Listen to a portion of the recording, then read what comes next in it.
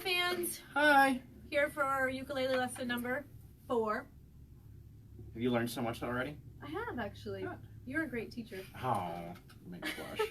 I have to take off my swag. I don't think I'm going to play with swag on my wrist. No, I teach little ones too, right? Like little ones. Yeah. And he came in here with like his mom's bracelet. Like it's one of those like hard plastic ones. Yeah. And it's like up here on his arm and he's trying to yeah, it's so the annoying. cutest thing ever.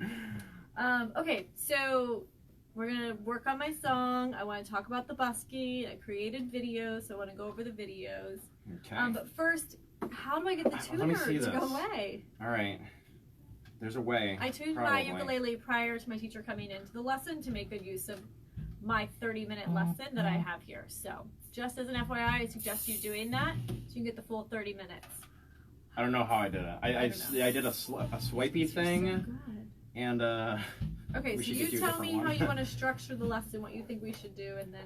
Well, I like starting with problem areas. So you came in here, it was saying you had videos and you wanted to kind of go over the hard parts that you were seeing from a third person. So let's start there. So you want to look at the then videos. We can learn new stuff from there. Okay. So the videos are kind of long. Okay, maybe we can pull out some of the highlighted areas. Yeah, so this is where I'm having the problem. The transition, well, number one, I started using guitar tabs. Okay. So I'm playing along with the song, like you said. Mm-hmm. The transition between the G, M, the D, M. Okay. I sound like I'm G minor, D minor. Instagramming people at this moment.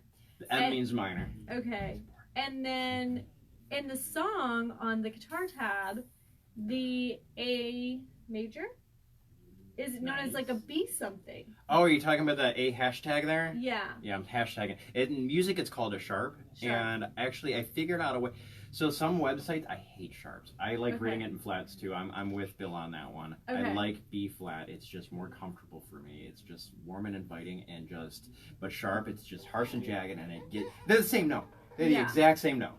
Right. That's what's called inharmonic, and they're the black keys on the piano. Okay. So I'm having a trouble with that.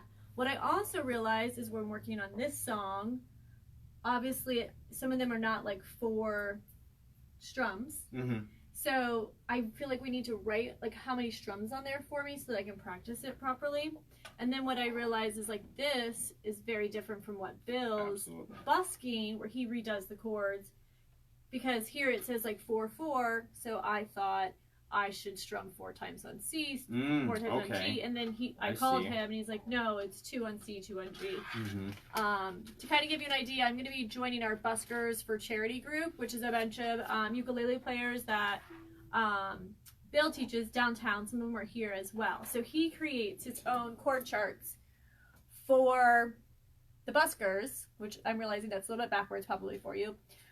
So anyway, so we're going to talk about that along with my song as well. So I just need some tips and tricks on how to remember the G minor, major?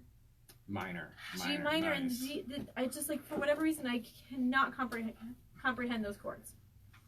Okay. I want to look at so you're doing the stuff with Bill busking before you're going to be performing this. Correct. Like, I guess I'm going to be with them like next week. So this, for now, we're going to prioritize. Okay. So you want to be ready for your next performance, not your next after performance. Right. That's months away. Right. I just want to make sure I'm practicing right though, because I am working on both. I'm working on both. Absolutely. And we're going to make sure that we make enough time to... Actually, let's quick look at these chords, and then we'll run over to there. So the G minor looks like this out in Facebook land.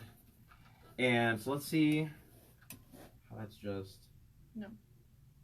Okay, so yeah, I see what's happening. Because you're wanting to do them in like order. Mix them their shapes on the wrong strings. Okay, I'm seeing what happens here. So then how does this come down in the music? So we have G minor coming from F, and then D minor is in a completely different spot. So how you're going to remember this best is going to depend on where you're coming from. So if we look over here, when we get to our first G minor, what's the chord right before it? F. So that's how you're going to remember G minor. How? Because you're coming from F. Okay. Whereas this D minor Oh, I have no clue what that means. It's going to come from this chord right here. Which is this? So your hand is going to be in a different spot going to a chord. Okay. And that's how you're gonna have to just like lock onto that for your memory. So It's got to be your own work a little bit. Yeah. But what's nice here, so we're coming from this F, right? So it looks like this. Yeah, like that.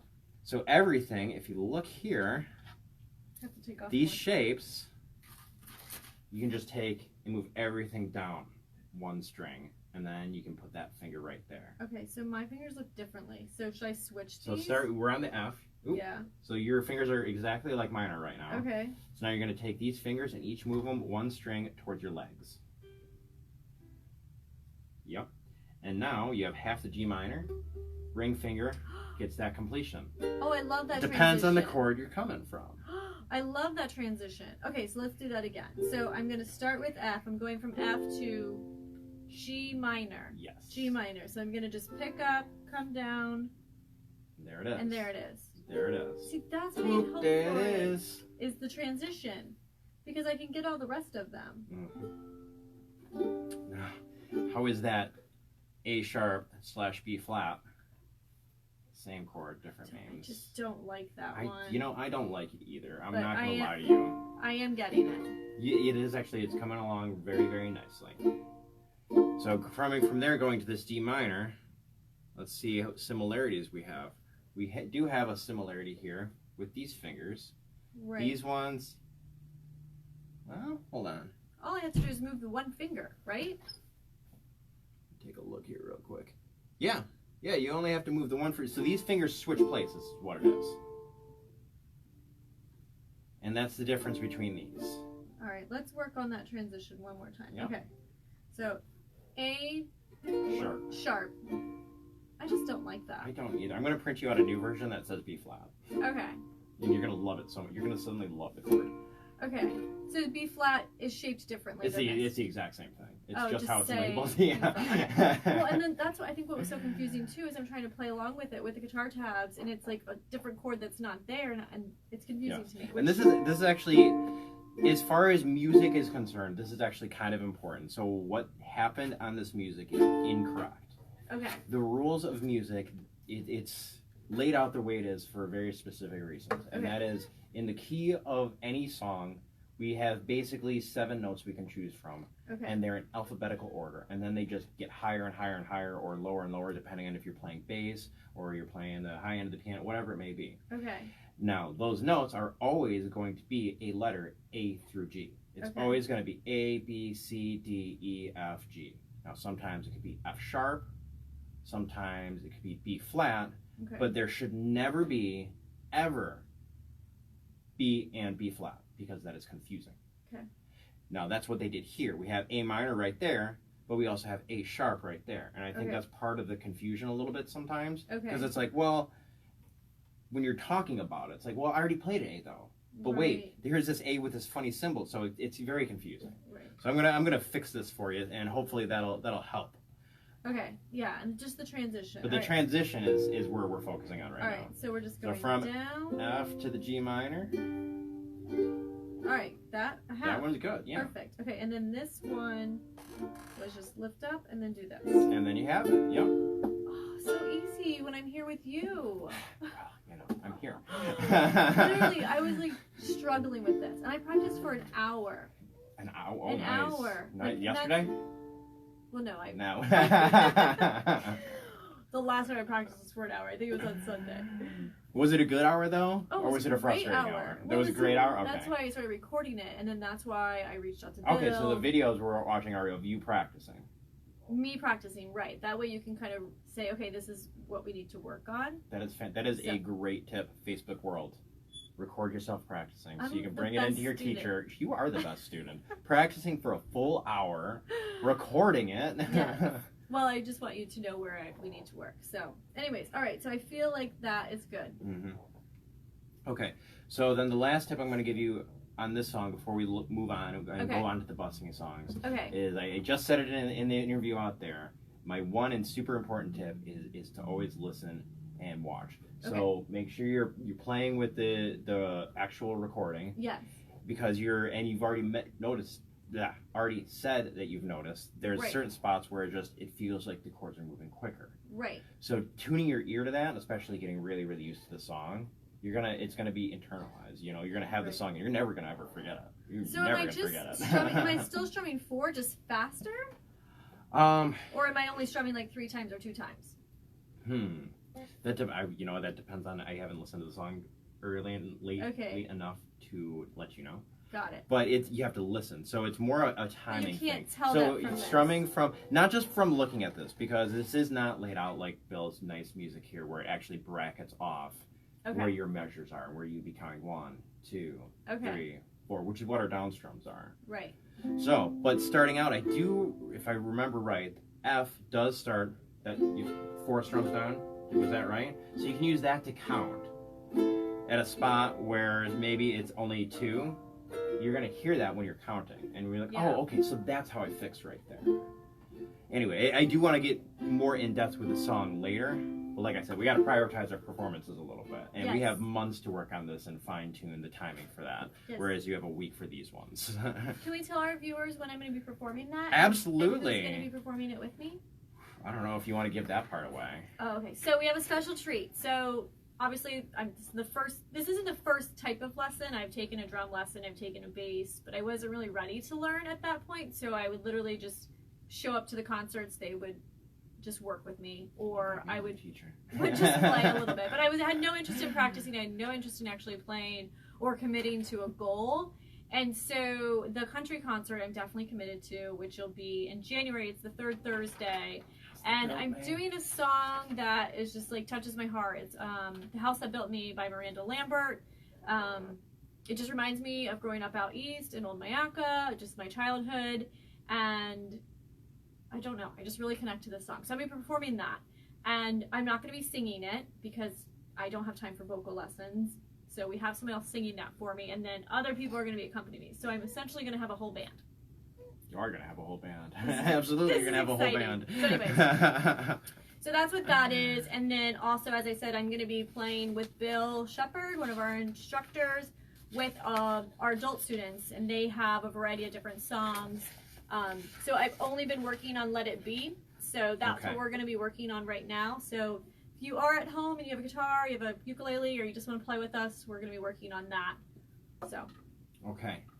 So did you want to show me the video, or do you want to just try playing through it right now? This I pretty much have. I just don't understand this like shortness of the F and the C here.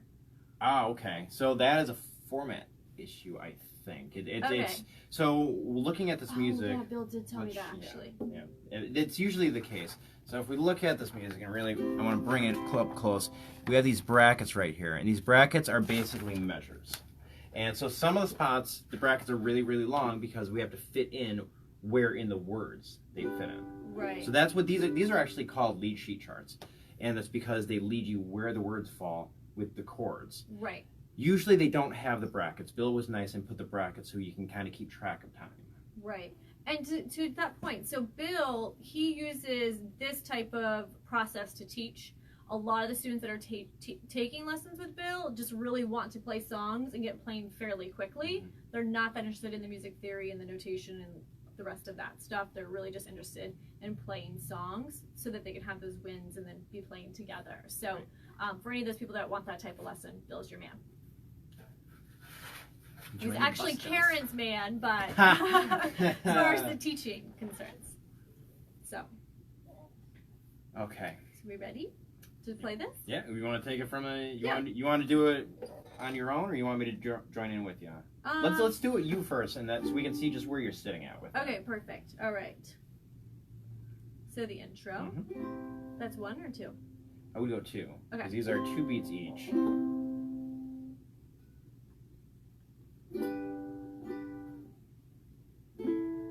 Oh, that's not the right chord, is it? That is the right chord. Oh, it is the right chord. Okay, cool. Nice. Sounds out of tune, or I'm not doing something right. I think that was that particular chord that you were on. So I have noticed there's a lot. You used good fingering going through the different chords, which I like. And you thought you didn't have it, but you definitely had that A minor. Okay. What you heard that you said it sounded like you were out of tune was probably like a note not being played fully out of the chord. Got it. Not so much because if you tuned right before we came in here. I did saw tune, that, so yeah. it would be unlikely that you're out of tune already. Okay. Usually, getting out of tune happens from like really, really heavy playing or from temperature changes. So, hot Florida to cold here. AC, that kind of a thing. All right, cool. So that G I want to look at first. So that C going to that G I noticed was your first hiccup, and I think that comes from, again, how you're approaching it. So we're starting from a C and we're going from the G. So right here you're using this finger to make that C, right? That same finger you use on the G. So you're going to move it up one string. Yeah. And then these two are going to come down together on the same fret. I've been trying to train myself to use this finger. That way I can just slide it. Or no, maybe that's not right. Nope. I mean, it's good to get in the habit of long-term goals in the ukulele and the guitar and really any stringed instruments is to have the independence to choose what fingers you want to use in the heat of the moment. Because it's so that's like for advanced I think people. 3 times now. It depends on where you're coming from and where you need to go. So at a more advanced level, yes. Like sometimes you make some funky chords, and when you're coming from one chord, you want to use this finger because it's closer. Got it. In this instance, you're using the right one because the C is right here, and we're going to take that, and we're going to move it up one string right there, and then at the same time, you want to train your fingers to come down. I've noticed with a lot of people, it's easier to group pairs of fingers kind of like this than to try to put all 3 or 4 or however fingers may be down at once. So if you can make them work in pairs in general, like when we were making that D minor, these come down in pairs. They're on the same fret, they're right next to each other, pair the two together. Okay, so am I paired together or no? I don't know. Let's go back to the C and find out. So there's your C. Now go to G. Ooh, that was quick. That was quick. That was faster than it wasn't paired, but it was quick. All right, so go back to the C. These two you want, so pairing means they're coming down at the same time. Right now, you have your middle finger, then your pointer finger, and then your ring finger comes down. Which makes sense right now because you're ready for it. It's all you're focused on. I got to get to this G. Right. So is this right or wrong? That's the right shape. Okay. Yes, absolutely. What we're working on is that transition.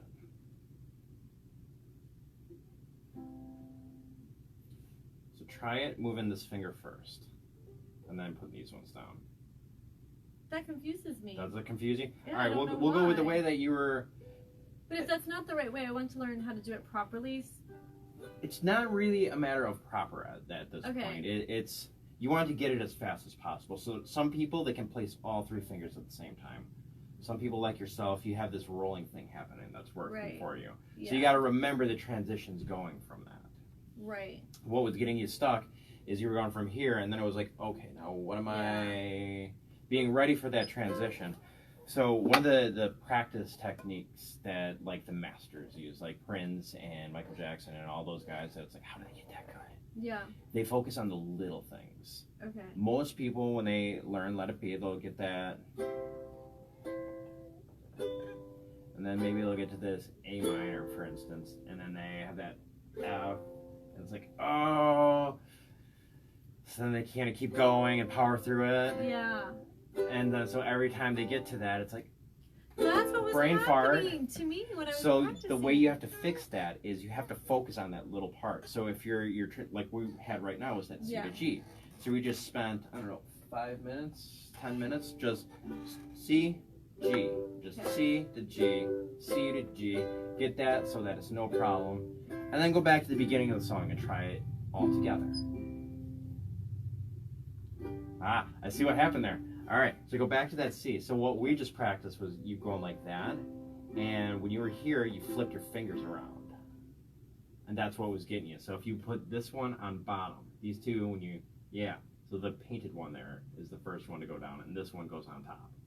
Oop, other one, flip. Yeah, like that.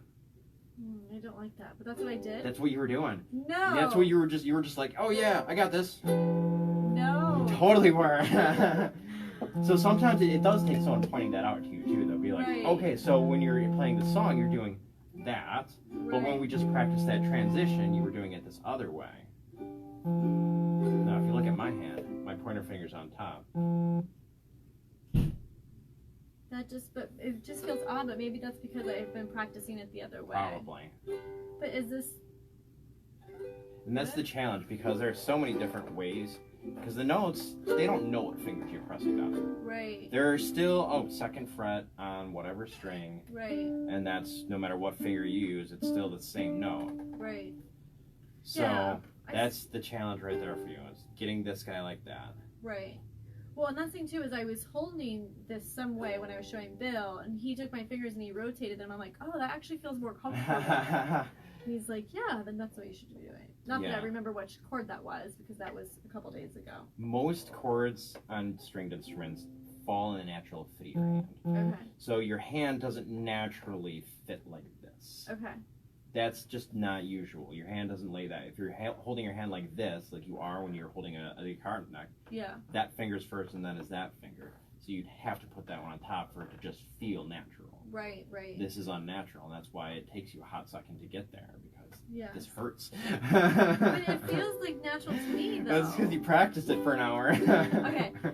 So let's write that down. Like, circle which one of my fingers is actually going to be on those chords. So on our G chord right here, usually with a chord chart, we'll actually have finger numbers on there. So we got 1, 2, 3, and 4.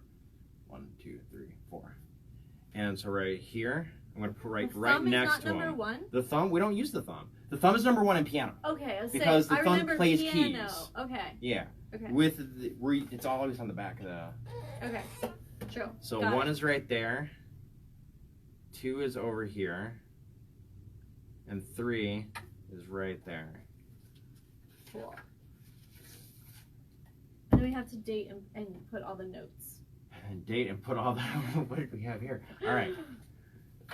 So we had practice, listen to the song, nice. I did that. 10:28 transition, G minor, D minor. I did that. That's the today's. No, I did that the other day. That was the other days. But we had to read. That wasn't on the list. Okay, so here we're practicing. I hope you're enjoying my lesson. I do feel like I'm making progress. You are. You are This absolutely. is 4 lessons in. Just so you know, I've only taken 4 lessons. I've been practicing between like 1 to 2 hours between each lesson, and most of the times those are on the same day. Like I'll practice like for an hour one day, or like 30 minutes in the morning and 30 minutes later. So